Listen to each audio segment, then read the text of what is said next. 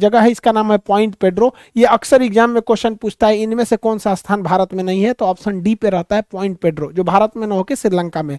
ये श्रीलंका का यहाँ पर एक दर्रा है जिसका नाम है एलिफेंटा पास। ये ऊपरी राज्य श्रीलंका का जाफना कहलाता है। बहुत साल पहले यहाँ तमिल विद्रोह हुआ था जिसका नाम था लिबरेशन टाइगर्स ऑफ तमिल इलम LTTE।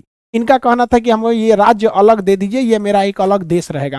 बाद में इसे भारतीय सेना जो थी उसे दबाई थी, जिस वजह से राजीव गांधी की हत्या भी कर दी गई थी। बहुत बहुत चीज हुआ था। एक और क्या पूछता है कि माहौली गंगा यहाँ की सबसे लंबी नदी है। श्रीलंका की सबसे लंबी नदी माहौली गंगा। ये चाय के उत्पादन के लिए फेमस और निर्यात के लिए। हालांकि हमसे कम चाय का उत्पादन करता है, लेकिन यहाँ चाय बहुत कम लोग पीते हैं। हमारे यहाँ तो दलीदर की तरह लोग चाय पीते हैं। चाय एकदम आओते कोई घर में घुसते पूछेगा चाय पियेंगे। चाय हमारे यहाँ बहुत पिया जाता है। खैर आगे समझते हैं। हम लोग चाय बनाते उत्पादन करते हैं, पी के सब खत्म ही कर देते हैं हम लोग। श्रीलंका की अर्थव्यवस्था चौपट कैसे हुई? श्रीलंका की अर्थव्यवस्था चौपट होने के मेन रीजन था कोरोना और चाइना का कर्जा।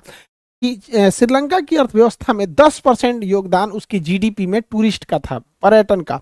10% जीडीपी में बहुत मायने रखता है। हमारे देश में सबसे बड़ी कंपनी जो है टाटा ग्रुप की है।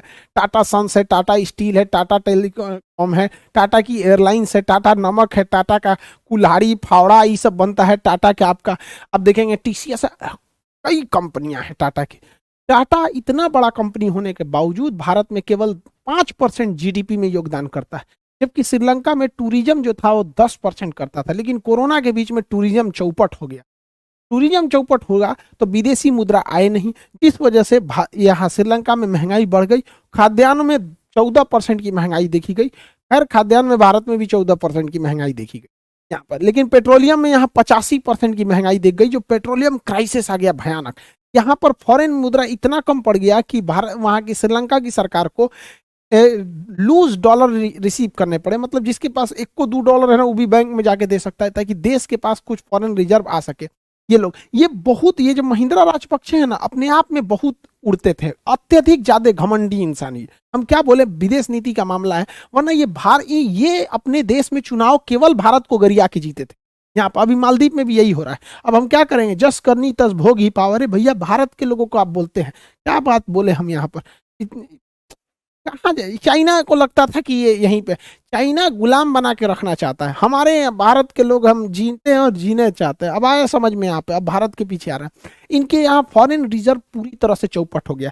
फॉरेन रिजर्व को शॉर्टकट में, फॉरेन को शॉर्टकट में फॉर कहते हैं और एक्सचेंज को हम लोग एक्स कहते हैं, यानी शॉर्टकट में फॉरेक्स कहते हैं। इनके पास महज $1.5 बिलियन है, $1.5 बिलियन बस इनके पास फॉरेन रिजर्व बचा हुआ है। इसको संभालने के लिए इसने अपने सेंट्रल बैंक यानी जो वहाँ का RBI का काम करता है उसके डायरेक्टर को ही बदला। लेकिन इतनी अर्थव्यवस्था चौपट हो चुकी थी कि ये लोग उसको संभाल ही नहीं सके। यहाँ के RBI या जो मेन बैंक है उसे सेंट्रल बैंक ऑफ श्रीलंका कहा जाता है। जैसे हमारे यहाँ सबसे बड़ा जो बैंक है वो RBI है, reserve bank of India. Pakistan में उसे स्टेट बैंक ऑफ पाकिस्तान कहा जाता है।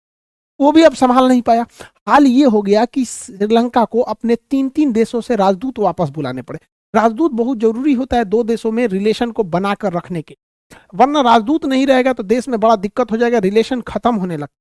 जैसे हमारे देश के बहुत सारे लोग विदेशों में काम करते हैं, America, Britain, France, Germany, UAE, Saudi, Iran, Oman, हर जगह काम करते हैं। 55 लाख से ज्यादा लोग काम करते हैं। उन्हें कोई दिक्कत होगा तो कौन सुनेगा? UAE में हमारे भारतीयों को दिक्कत होगा तो कौन सुनेगा? वहां 60% भारतीय रहते हैं।